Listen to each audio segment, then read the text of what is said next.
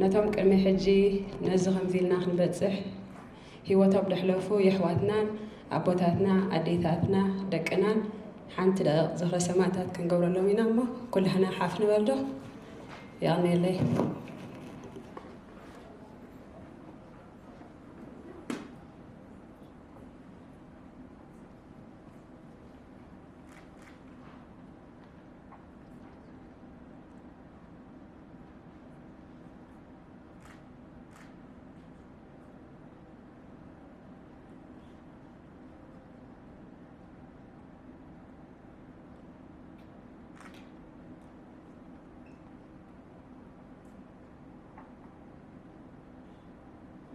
اوكي عرفتي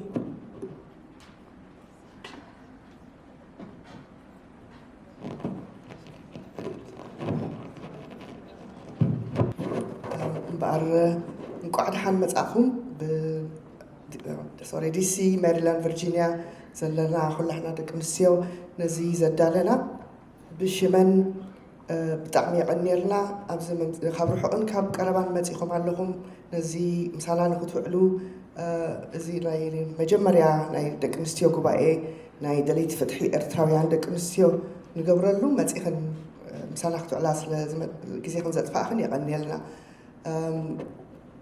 زي لوم كبو زلنا كم مقاطعمي بناي كم تفلطوا ناي دليت فتحي بزح ناي تساتفنت ناي دقنستيو اينا برن كنا بزي زحلفه سلام سلف استقبري ببزح كساتفها مسرعناين بدحريقه بيكنيك بزحات مس كساتفها مسرعناين مبارقوا اينا دقنستيو نراخبلو نمايتقلو حدا مدرخ نفتر قليلنا بخم مخنيات نخلنا سلكن تقبلنا ابديسي كبابي انزنا برادك نستيو عديمناين بخم اخا حدا خلت سلست اخيبا غيرنا نزا معلت زي اخاني مدب غيرنا مالتيو زين نابزي متقايد طويلن زلوا لزي مدب زكايدا تماعلنا تسرح كلنا لنحنا سرح ندا سرحنا لزي معلت زي نخترقوا مع معلت كنقبرو زخاتنا يعني موني مجمريا هرمون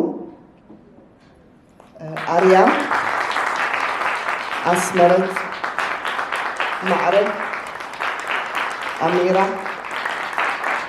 راحل يودي توين مسانا تساتيفا نرخباي كأدنا الحجمبر نحنا تسرح تندات مع عقلنا نتن دقنستيو نعدمن ندعدمنا كاو كابناي ديسين كبابي أن إلنا زجمرنايو أسفحنا كأني نقول واتنا بكال ستيتس اللوا أمريكان كندا نخن عدم مدام سكبرنا كأني نقول لن نتنتت أرني فنزنا برادك مستيون دولنا كلن كملز أخي إلن حدا سبات كمان سميعين زملز الله مو بتعميق أنيلنا مباري زي ناي حجر كنت أوعيتن ناي حزبكن سكات ترديو كنابز متسخن زلخن قبل بينا مسجن እግዚአብሔር ምሳሐን ይኹን ናይ በሐቂ ቅዱስ ዕላማ እሞ እዚ ቀጻልነት ንኽህልዎ ከዓ ናይ ኩላህና ምትሕብባር ከድልዩ መምያት ከድልዩ ስለዚ የቀኒልና ይብል ኣለኹ ብሽም ኩለና ኣሕዋተይ ዲሲን ከባቢኣን ካብ ዝቐፂልና እዞም ቆልዑት ኣብ ዝዓዲ ዝተወለዱ ድምፅና ከነሰምዕ ይብል ኣለዎም ሞኒ ሕጂ ንኣይሻ ክንገድፈላ ኢና ኣይሻ ክትሓቶም እያ ማለት እዩ ኣይሻ Alicia, sorry, you guys can come. Hi everyone, salam and kwa batahan mista'akum. Now conference دقنستيو Eritrea. And bear with me, I'm going to try this in Arabic too. أهلا ومرحبا بكم في المؤتمر النسح الإريتري. So I was like, if I'm going to try integrating it, I should probably try it in Arabic because I'm all about being inclusive. So in English, basically what I said was, welcome everyone to the Eritrean Women's Conference of 2020, and I'm so excited to be here today.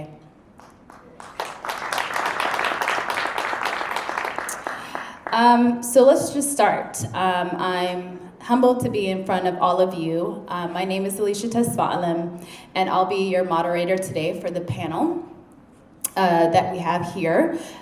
Just to give a little context of who I am, because we wanted to make sure that we show diversity, because so oftentimes the rhetoric is that people that oppose the Eritrean regime are from one political party affiliation in terms of like where their family is from. My father was a former EPLF fighter who immigrated to the States in 1984, and my mother is an Eritrean refugee that grew up in Sudan, and she came here in 1989. I am born in Chicago, raised in Nebraska, and now I live here in DC. Today I'm representing Reclaim Eritrea. Reclaim Eritrea is a news media platform aiming to engage the masses on Eritrea and the Horn of Africa. Reclaim Eritrea addresses human rights and provides truthful news. We also engage the Eritrean diaspora on pressing Eritrean issues that impact all Eritrean lives at this moment in time. So let's get right to it. Today we'll discuss on whether or not the Eritrean diaspora has a role in advocating for change in Eritrea, because that is such issue that is quite debated on.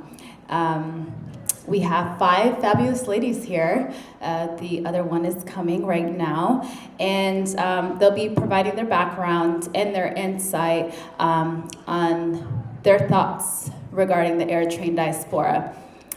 So ladies, go ahead and please introduce your name, what city you're from, and kind of explain your parents' background and how it affiliates with the Eritrean struggle, if at all.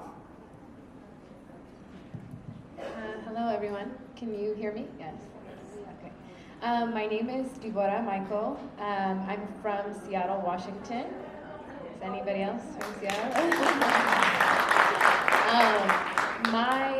So I moved here 3 years ago. As far as my parents' background, I think we a lot of us have similar stories, or our parents have similar stories. My parents met in Sudan and came to the States in the 80s. How it impacts, I think, my perspective is understanding that neither of my parents ever got to enjoy Eritrea, and neither did I, but it then sparked, it triggered me asking questions about, I think, why that is and why I've never seen the Eritrean dream actually come into actualization. So that's why I'm here today.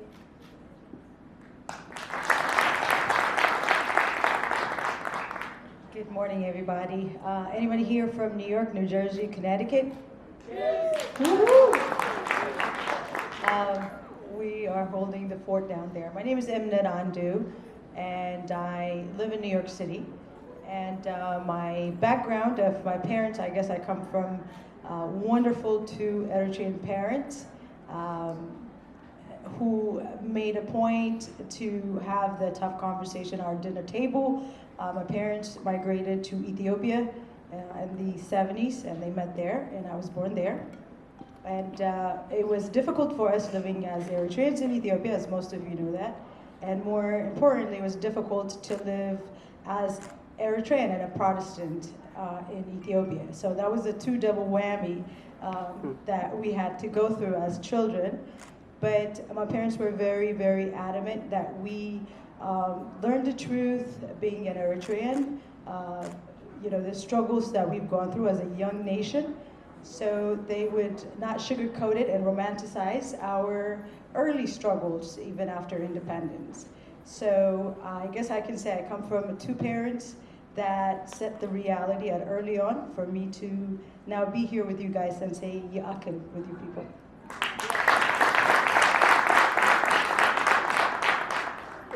Well, I'm from DC.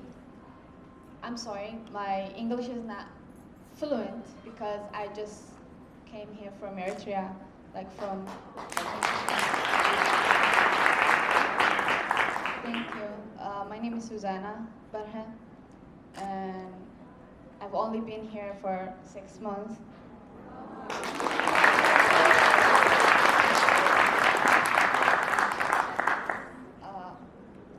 I've been born and raised in Eritrea, right? I know the history and the struggle, everything. And even my parents they were born and raised in the capital city, Asmara, but they haven't done much with the struggle or anything as like other people, but it's my time now to present them and us, and especially the youth. So I'm here for that. Hello everyone, my name is Zainab Abdullah. I'm a high school student from Prince George's County, Maryland. My grandparents immigrated to America in the 70s, and I was originally born in Las Vegas, Nevada, and I moved here when I was like a baby. My father is African American and my mother is Eritrean American, but I was only raised by my mother's side, so yeah.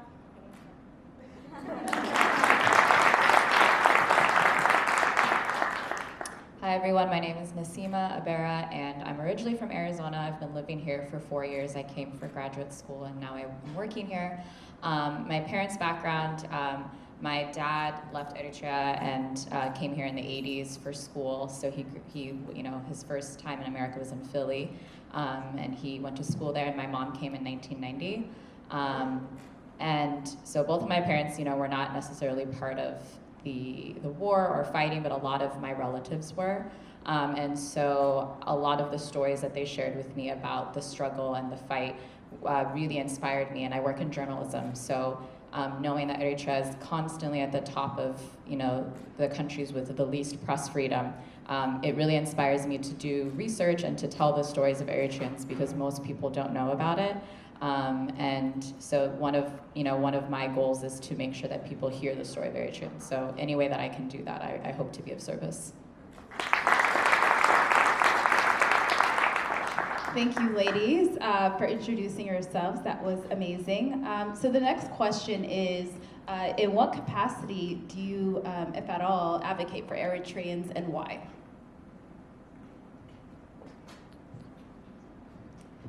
So like I was saying, I work in journalism, and I think the most powerful way for people to be called to action is to first have knowledge, right, and education.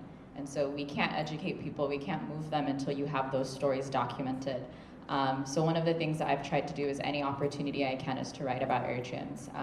So I've had some stories written about the refugee crisis, about why so much of the refugee crisis focuses on people from particular countries and not African countries, right? When people think of refugees, they mostly hear about the ones that are related to wars that America is a part of, right? Because of that interest. And Eritrea is kind of just forgotten. People don't know that we have one of the biggest refugee communities, displaced people in the world. So anytime I can tell stories about that, I'm really passionate. Yeah.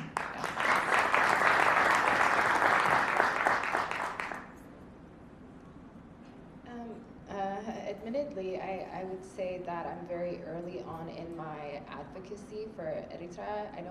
I think being here is part of my way of showing up in the discussion. Having conversations with my peers, it's important that we are, even against our own comfort, having conversations, challenging ideas, and so I think that's primarily how I show up.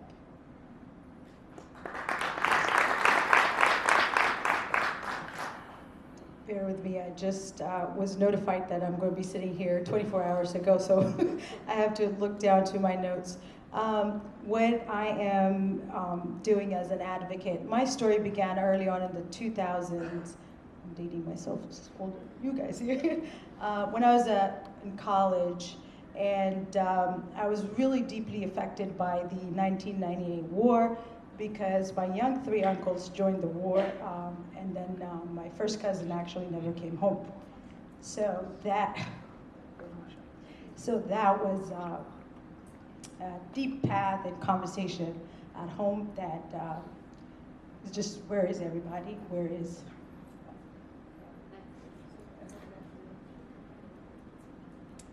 So So anyways, in college, Facebook was just starting while I was there, so social media was just the it thing to do. So I was looking to see how could I help. I was in South Carolina. There was no Eritrean near me, so talking to the folks near me about Eritrea all day, every day wasn't going to cut it. So the best thing that I thought was to use my social media to talk about Eritrea. So then I experienced the what I would call the aggressive approach from the YPFDJ and HIGDA folks. But that gave me the fire to do it even more and more and more. Now I see a lot of young people boldly talking about it. So I've transitioned from social media advocacy to really getting in hands-on in the local community, organizing, mobilizing, outreach, just visiting even someone that just recently arrived, having a dinner with them, just saying, are you okay? You're going to be okay. Just continue the conversation, helping the community to come together and just heal and take it to the next step, which is taking back our country.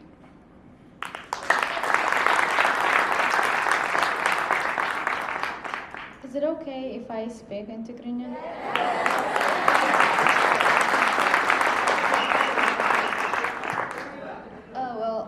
ክሳብ ሕጂ እኮ ክዛረብ ወላ ሓንቲ ደበርከትኮ ነገር የለን ግን actually well ኣብ ሳዋ ብዙሕ ነገር ኢኻ ትመሃር ሓቂ and then when I went there ወላ ቅድሚኡ ናይ ሃገር ፍቅሪ ይሓልውካ ኣብ ሳዋ ምስ ከድኮ ግን like I made a lot of friends.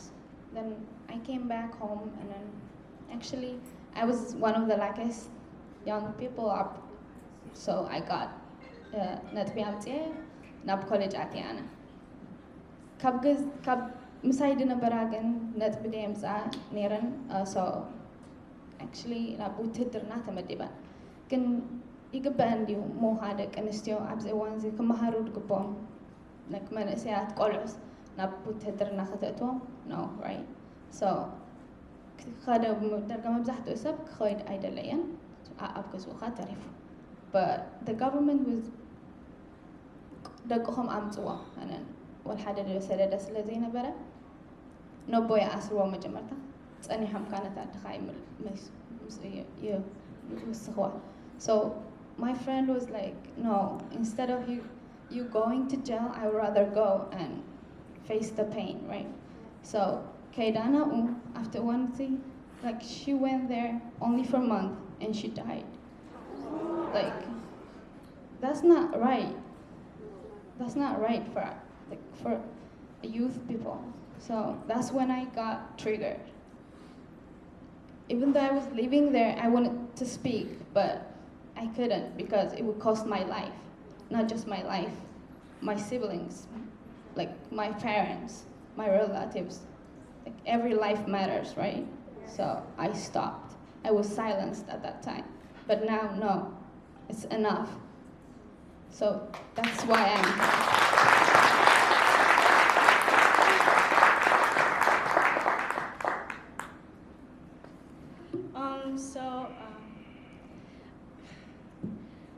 you know like as a teenager everyone's pretty active on social media so whenever I have the chance I always repost something you know having discussions with my friends telling everybody I know basically whenever anyone asks me where I'm from I always remember to mention what's going on back home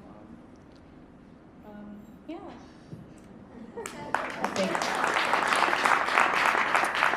Okay, so thank you. Those were amazing responses, by the way. Very heart-touching, and I could see the audience were definitely reacting to it. So the next question is, why do many Eritreans who condemn the acts of the Eritrean government label themselves as neutral, but not as someone who is anti-Eritrean government? And then also, adding on to that, do we need to think about rebranding ourselves so that, you know, people don't have this issue and could kind of move on to what's important?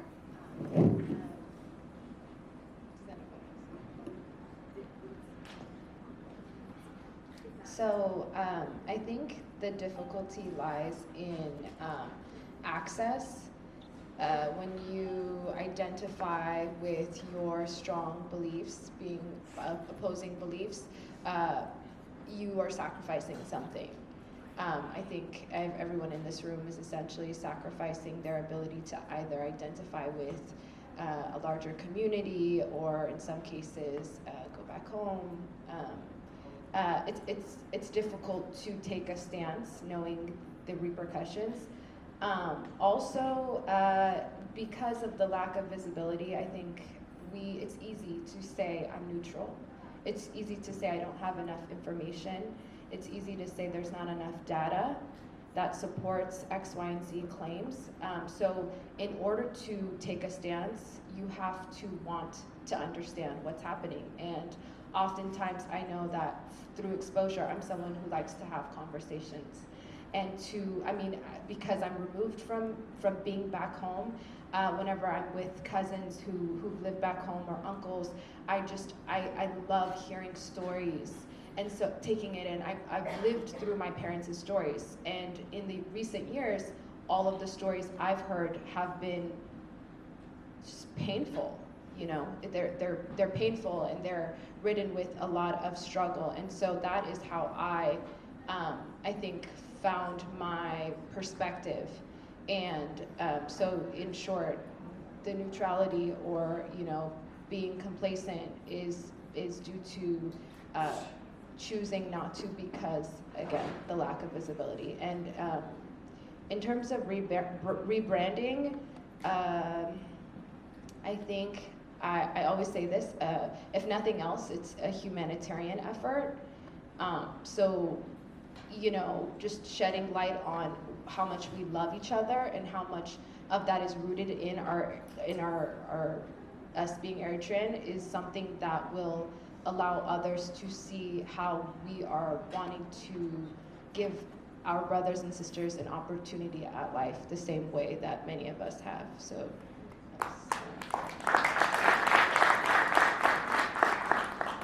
Anyone can say something as they please. So I think in my humble opinion, I think I have 4 reasons why people identify themselves as politically neutral or call themselves neutral. Number 1, over the last 30 years, the psychopath has been brainwashing the community, saying that your identity, especially, I can't call him a dictator because dictators have rules. He's just a shifta and a psychopath. So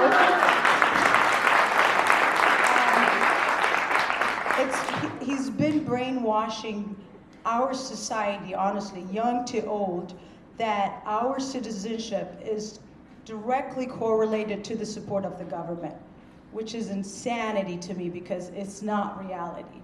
We are citizens of Eritrea because it's in our blood and one of our parents is Eritrean, not because we support or oppose the government. So therefore, for these kids who grew up idolizing this man and idolizing this government, challenging and asking a real question feels like not patriotic or committing a treason. So that's one of them. So they didn't want to do that, so they'd rather go the deaf and mute route and calling themselves I'm neutral. So the second part is that they're raised by parents who have financial interest in the country. So they'd rather portray Eritrea, oh, this beautiful people, this beautiful country, which we are, which it is, but they don't want to have that tough conversation on the table. What's happening to your cousin? What's happening to your uncle? Where is your brother? Where is your uncle? They don't have that conversation. These people are interested about their house or whatever properties that they have, so they don't give that tough conversation in reality. So the kids grow up in this la-la world and they don't know, they don't care. So the third part is that their daily lives are not affected by Eritrea. So their friends might be fellow diaspora Eritreans or just non-Eritreans. So they don't get to meet women like her who have just recently came to Eritrea, who don't talk that language or who don't share that struggle. So why should I care? I'm just going to talk Tigrinya every now and then, to show all my Western friends that I am from somewhere exotic. And I can get to wear the flag on May 24th and just be glamorous about it, but not really wear the actual brand of being Eritrean and Eritreanism. So their lives are not affected, so they don't really care. The last part, I think why people really think that they want to be neutral or they call themselves neutral is that Afwerki has really done a good job portraying anyone that challenges him as an organization out of demon worshiping, right? If we challenge the regime, then we are some Raja people, we are some terrorists, we are some non-Christian people, whatever that is. So therefore, they are afraid to be labeled one of those things. So they are, or they remain as neutral, which is so ignorant, because if you see your neighbor getting robbed and you remain in silence, you best believe that robber is going to come the next day and rob you. But they choose that because they're just, you know, they're not being affected by it on their daily lives. So those 4 reasons, I think people really like to call that ignorant word called I am neutral, where the Eritrean situation is not political situation, it's a human crisis. I don't know how you can be neutral about a human crisis.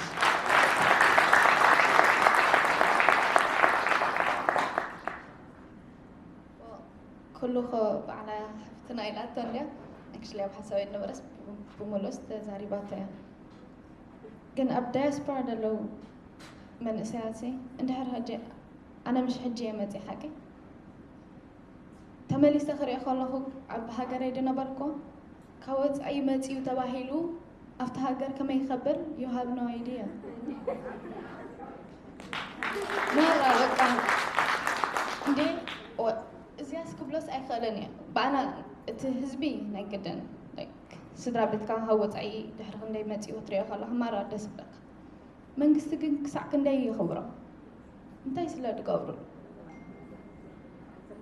كنت حمي تخافلو لله بنات حكي like he's getting money كاب دخانة هزبي نسوا عتباهيلو دوها بدلو نعيات والله سوي نعم يا حماق نقر القبره you just bring money that's it يدلي money يدلي ودينا لنا حكي so that's how he is إنه نحد سب إندهر كأو حد النجار بلد كدوا سدة لي خا نمنتي خانس خا قدام ما يقص كدر أخي أتبدهري دلو أتنات كا وشتاوي أتنات كحق أنت نجار تحوي خامبر وسي كان تريا مخنياتو إندهر أسوا أري خيو إسخا حما مهان كان إندهر أري خيو أتثبتي نعخا يكونن ماني خبكا بتأخا يقربن نعخا يكونن صبوا نجارات كجبرلكا يلا بقى نعو exist أي تجبرني خاصو كافت diaspora دلو سب إندهر كركب كوينو دخونا نجار he needs to manipulate كجبر مالو حنقولهم brainwash كي جبره ولا حنت نجار كجبره يكلني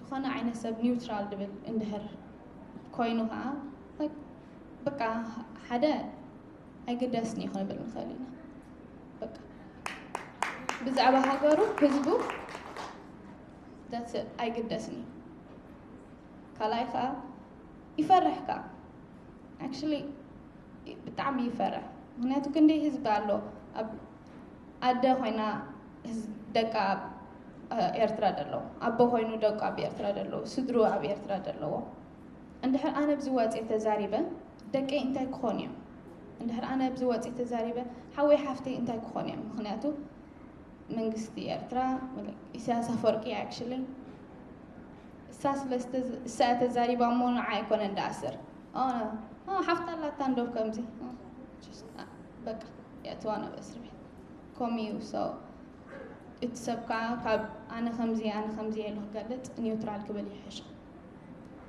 thank you yeah just to like add to what everyone was saying I think in this situation like you really can't be neutral and the people who do I do notice especially online they're using their Eritrean ethnicity as a crutch to seem exotic or cool, you know, to their friends or whatever, but really, you know, when the facts are being presented to you, how can you not speak against the crimes being committed against your people? And yeah, it's a humanitarian crisis, and you know, if we don't all take a stand, then there's not going to be any action, there's not going to be any change, and yeah.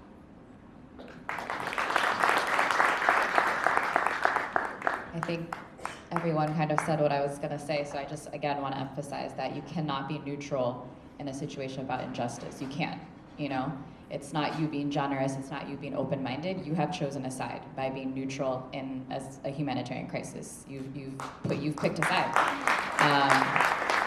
And so I think hopefully conversations like this will be more inviting and encouraging for diaspora youth who maybe are just scared. They don't know what to say, they don't know what to think. And it's obviously a process. We have a lot to learn. Like, I've never been to Eritrea, so you know, you think like, well, I've never been there. Maybe I just don't know where to start. But hopefully, if we have more open conversations, you can see that there's a process. You can learn, and there are people who will help guide you to how to advocate for justice. Thank you, ladies. What I'm hearing a whole lot of is like, one must take a side, because essentially you are making a statement by saying that you're neutral. And I'm also hearing that there's just not a lot of visibility, that we need to show up in spaces, we need to use marketing you know, strategies to perhaps put ourselves in a platform to let people know that we do exist, that there are communities out here trying to advocate for that change. So thank you for those remarks. The next question is, why aren't the Eritrean diaspora as involved in this Eritrean political crisis?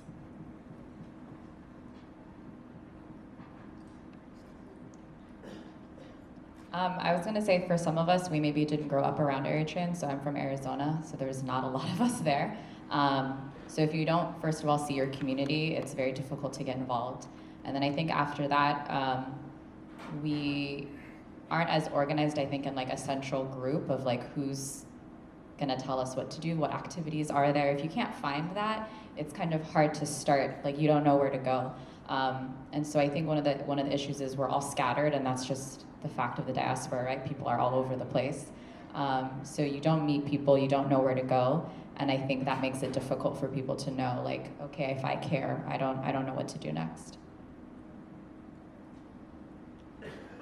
I think also another issue is a lot of the Eritrean diaspora, like especially among, you know, the youth, as that's what I'm more familiar with. I think they see this as more as the older generation's issue, and you know, we shouldn't be the ones fixing it, but really, you know, they've sacrificed everything to bring us here and give us the best life that we can. And so I think it should be up to us to, you know, yeah, I don't really know what to say, I'm sorry.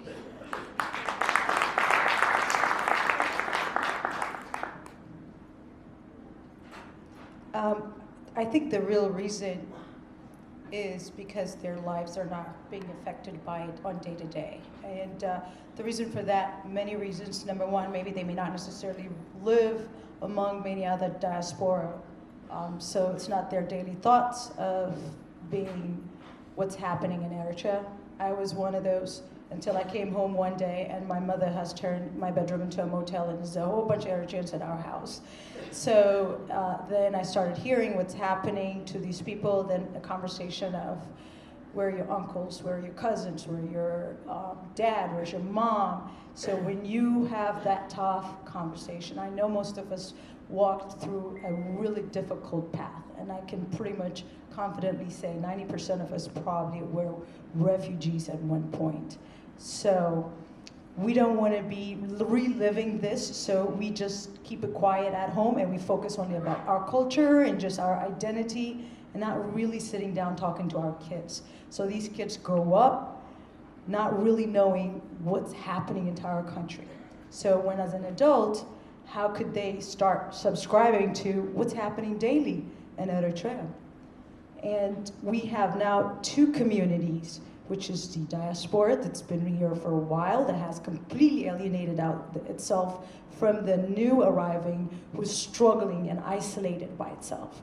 So when there's no interaction, the diaspora just kind of feels like, you know what, May 24th is the time to rep. You know, June 20th is just time to get together and have a meal Other than that, there's no interest because we sheltered them and their daily lives are not affected.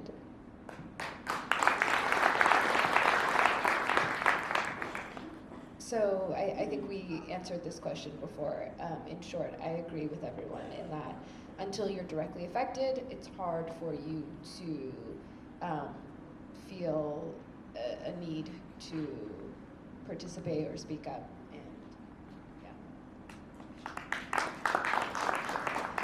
Thank you for that. So what role, or do we play a role, the Eritrean diaspora, in advocating for the oppressed in Eritrea? I think we absolutely should play a role and can play the most vital role in using our platforms. I'm not huge on social media, but I know that using your platforms to discuss and share information and make up for those spaces where, again, there isn't information readily available to us. A lot of the diaspora, or a lot of people use that as an excuse to not say anything or do anything, but it is our responsibility as especially individuals who know the journey and the struggle that our parents endured, and know what the struggles, you know, all of my cousins back home are now just about gone.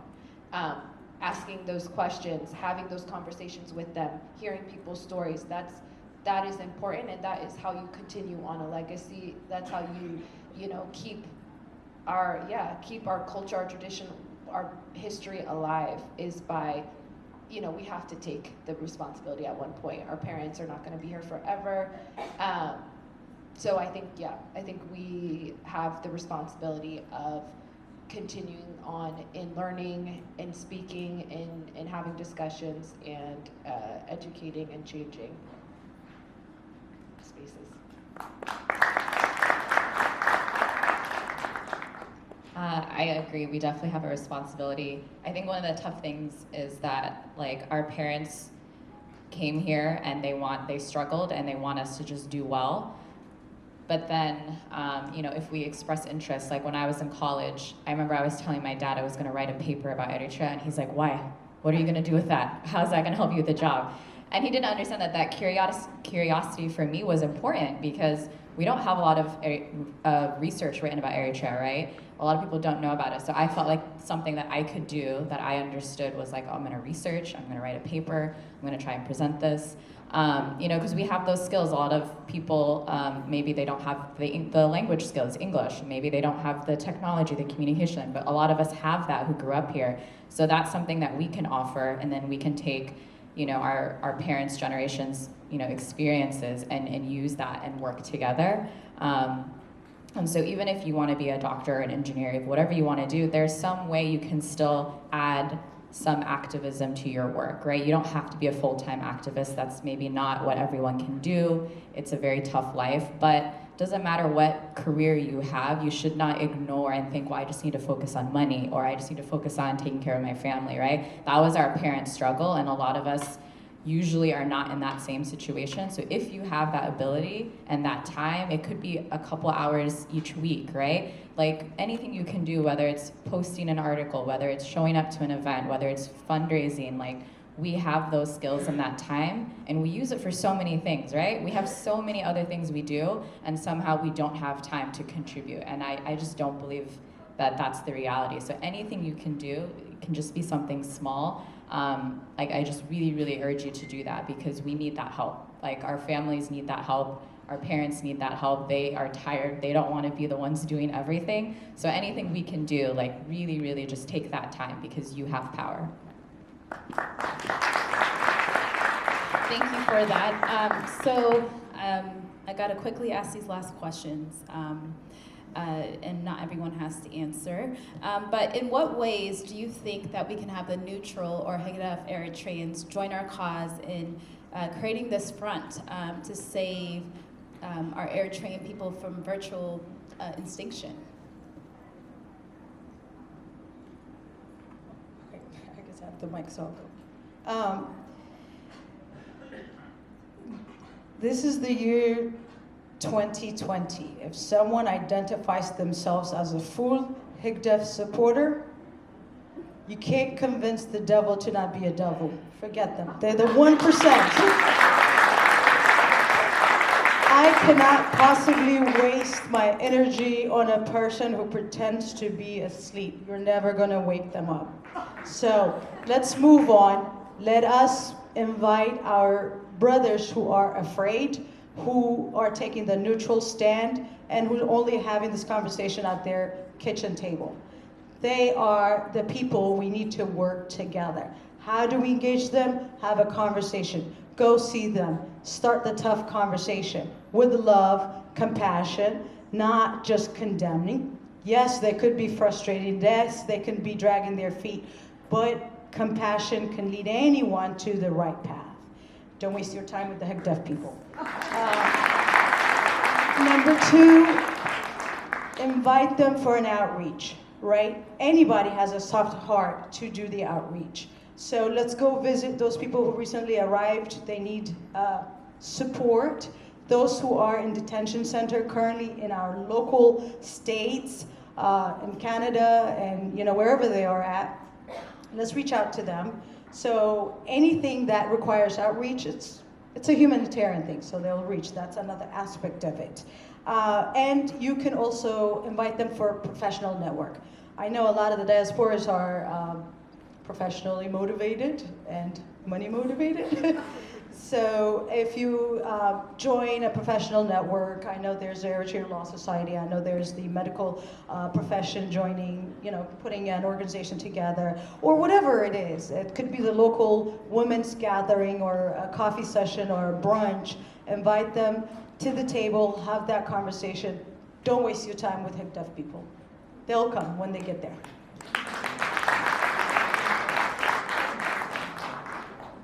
She's right. Eritrea Khalosi, Philippos Mishake, everybody knows him.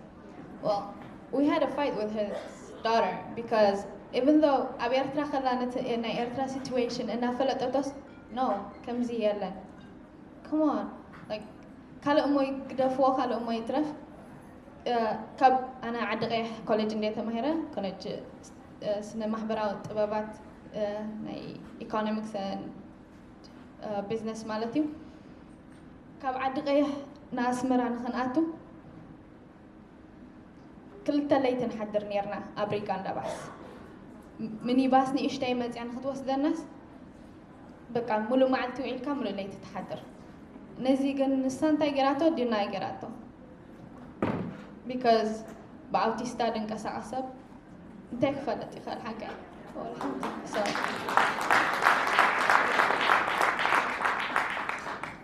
جسي كونن كمزي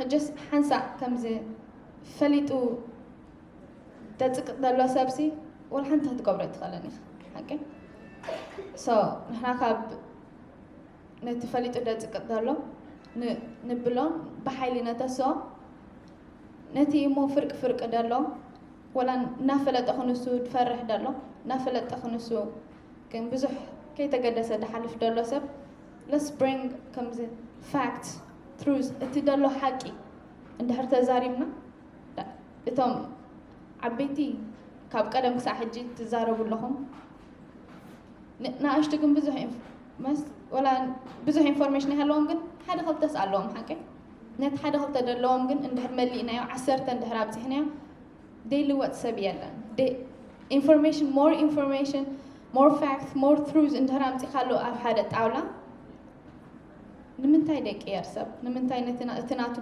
point of view ونتناتو perspective ديك يرسب يغير يساو نحنا حقي دولو situation ترح نمتعيو أبت بوتا تسبقا غيري كسرحيو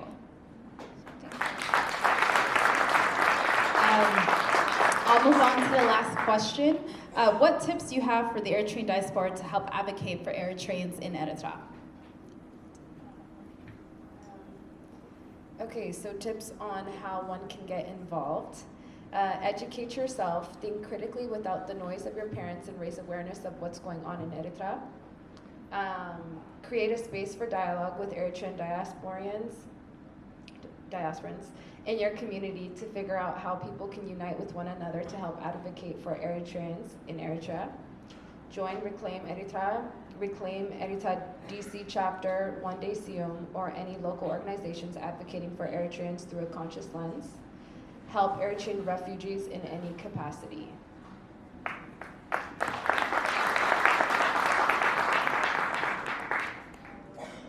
Okay, I'm just going to read this out online too.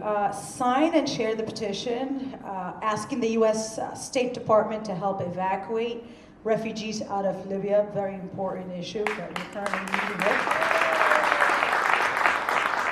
Contact UNHCR and ask them to increase the scale of evacuation to save the lives of incarcerated refugees in Libya. Send a message to the UNHCR's headquarters or email their Libyan field office. We can also send a message to EU demanding that they cancel their deal with Libyan Coast Guard and resume the sea rescue instead. And then listen and share with your friends. Sorry guys, I'm reading this out loud. And this song dedicated to refugees in Libya, written by a former refugee like Sham Habta'ak, whose song's name, Pain from Eritrea, is its greatest way to start a conversation with them about this unseen tragedy. So I guess have that conversation today is the biggest tip here.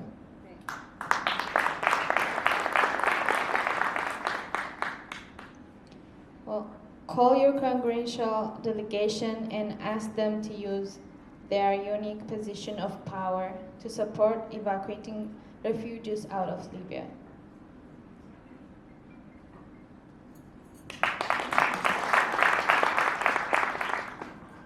Do something visible in your area, like a demonstration, a vigil, or a concert to raise awareness about the plight of refugees in Libya, and invite local media to cover the event. One major action that already drew a lot of attention in the media was the Ride for Justice, a cross-country bike race in Europe organized by the Eritrean diaspora to bring attention to the plight of their brothers and sisters on the other side of the sea. Okay, two things. One is spread awareness in your communities and social media about the bill HR 5767. This is introduced by Congresswoman Ilhan Omar. She introduced this to defer the removal of 700 Eritrean refugees for a 24-month period, and contact all your members of Congress, especially Republicans, to support this bill because it would bring immediate relief for Eritrean refugees and nationals. And then second is you can make a handwritten note or a card letting refugees know that they are not alone and that you are standing with them. So this is an effort you can be a part of by emailing a photo to andrea@asylumseekers.org, and you can have your message forwarded to a refugee in Libya. Okay, to the Eritrean diaspora, I leave you all with this quote. You're not to be blind with patriotism that you can't face reality. Wrong is wrong, no matter who does it or says it, from Malcolm X. Please give a round of applause for these ladies. They did amazing.